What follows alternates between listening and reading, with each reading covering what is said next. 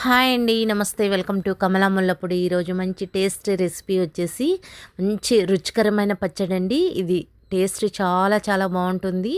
ఇది ఒక్కసారి ఇలా ట్రై చేసి చూడండి. చాలా రుచికరంగా వస్తుందండి.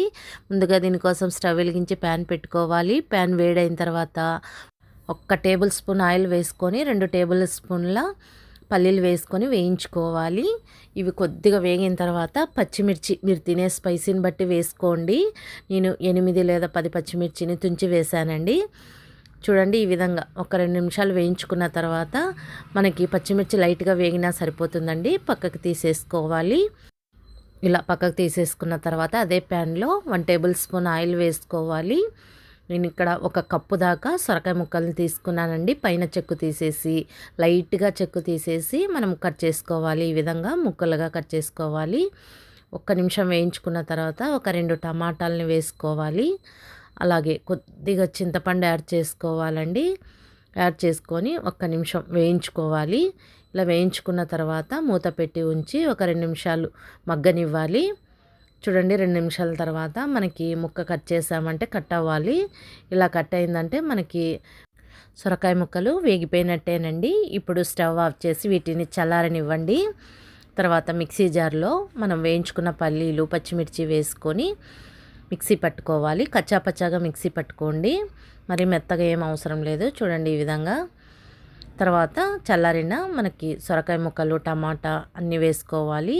ఇప్పుడు సరిపడా కొద్దిగా సాల్ట్ వేసుకోవాలి. 4-5 వెల్లుల్లి రెబ్బలు. అలాగే ఇది చింతకాయ పచ్చడి అండి. మనం సంవత్సరం పాటు నిల్వ పెట్టుకునే చింతకాయ పచ్చడి. 1 టేబుల్ స్పూన్ వేసుకోవాలి. టేస్ట్ చాలా బాగుంటుందండి. మీకు కావాలంటే లింక్ డిస్క్రిప్షన్లో ఇస్తాను, ఒకసారి చెక్ చేయండి. అలాగే టీ గ్లాస్ అన్ని వాటర్ యాడ్ చేసుకొని ఈ విధంగా మెత్తగా కాకుండా రోట్లో దంచిన విధంగానే మిక్సీ పట్టుకోవాలి. చూడండి, కచ్చాపచ్చాగానే ఉంది. ఇప్పుడు ఈ పచ్చడికి పోపు పెట్టేసుకుందాము. మీకు చింతకాయ పచ్చడి లేదంటే చింతపండు కొద్దిగా ఎక్కువ యాడ్ చేసుకోండి. ఇప్పుడు స్టవ్ వెలిగించి ప్యాన్ పెట్టుకొని 2 టేబుల్ స్పూన్ ఆయిల్ వేసుకొని ఆయిల్ వేడైన తర్వాత ఆవాలు, జీలకర్ర, మినపప్పు, పచ్చిశనగపప్పు అన్నీ 1/2 టీ స్పూన్ వేసుకోండి. అలాగే 4 వెల్లుల్లి రెబ్బలు కచ్చాపచ్చాగా దంచి వేసుకోండి. 2 ఎండుమిర్చి వేసుకొని వేయించుకోండి. అలాగే 2 రెమ్మలు కరివేపాకు చివర్లో వేసుకోండి. ఇప్పుడు ఈ పోపు అంతా కాగిపోయిన తర్వాత మనము స్టవ్ ఆఫ్ చేసేసుకోవాలి.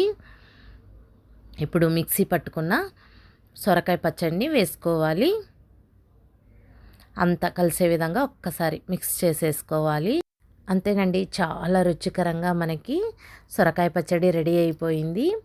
సర్వ్ చేసేసుకోవడమే. ఇది వేడి వేడి అన్నంలోకి, చపాతీలోకి, రొట్టెలోకి టేస్ట్ చాలా చాలా బాగుంటుందండి. నేను చెప్పిన ప్రాసెస్లో ఒక్కసారి ట్రై చేసి చూడండి. పచ్చడి రుచి చాలా చాలా బాగా వస్తుందండి. వీడియో నచ్చినట్టయితే లైక్ చేయండి, షేర్ చేయండి. మరిన్ని టేస్టీ రెసిపీస్ కోసం కమలా ముల్లపొడి సబ్స్క్రైబ్ చేసుకోండి. Thanks for watching.